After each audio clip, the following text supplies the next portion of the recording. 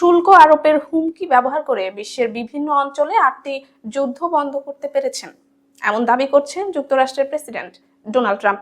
তার ভাষায় শুল্ক নীতি তার প্রশাসনের সবচেয়ে শক্তিশালী কূটনৈতিক ও অর্থনৈতিক হাতিয়ার। হোয়াইট হাউস থেকে জাতির উদ্দেশ্যে দেওয়া ভাষণে ট্রাম্প বলেন, শুল্ক তার সবচেয়ে প্রিয় শব্দ। এই নীতির মাধ্যমে বৈশ্বিক বাণিজ্য ব্যবস্থা ও আন্তর্জাতিক সম্পর্ক নতুনভাবে সাজানো সম্ভব হয়েছে বলে তিনি দাবি করেন।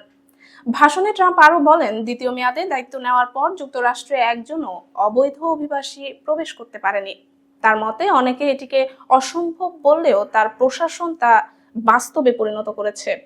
প্রেসিডেন্ট ট্রাম্প দাবি করেন, মাত্র 10 মাসের মধ্যে তিনি 8টি যুদ্ধের অবসান ঘটিয়েছেন। এসব উদাহরণের মধ্যে তিনি ইরানের পারমাণবিক হুমকি নিষ্ক্রিয় করা, গাজার যুদ্ধে শান্তি প্রতিষ্ঠা এবং মধ্যপ্রাচ্যে 3000 বছরের মধ্যে প্রথম শান্তি আনার কথা উল্লেখ করেন।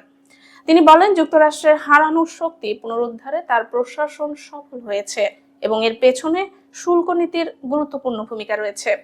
তবে সমালোচকদের মতে ট্রাম্পের এই দাবির সঙ্গে বাস্তবতার বড় ফারাক রয়ে গিয়েছে। অনেক ক্ষেত্রে তার শুল্ক নীতি আমদানি পণ্যের দাম বাড়িয়েছে এবং সাধারণ ভোক্তাদের মধ্যে অসন্তোষ সৃষ্টি করেছে। ভাষণে ট্রাম্প জানান, তার প্রশাসন যুক্তরাষ্ট্রে প্রায় $18 ট্রিলিয়ন বিনিয়োগ নিশ্চিত করেছে। আমদানি শুল্ক এড়াতে বহুজাতিক প্রতিষ্ঠান উৎপাদন কার্যক্রম যুক্তরাষ্ট্রে ফিরিয়ে এনেছে বলেও তিনি দাবি করেন।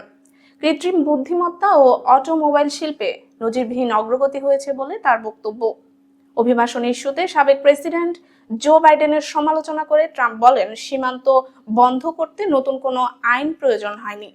তার কথায়, আমাদের প্রয়োজন ছিল নতুন একজন প্রেসিডেন্ট। এছাড়া ট্রাম্প মার্কিন সেনাদের জন্য এককালীন $1776 ভাতা ঘোষণার কথাও জানান, যা বড়দিনের আগে 14 লাখের বেশি সেনা পাবেন বলে তিনি উল্লেখ করেন।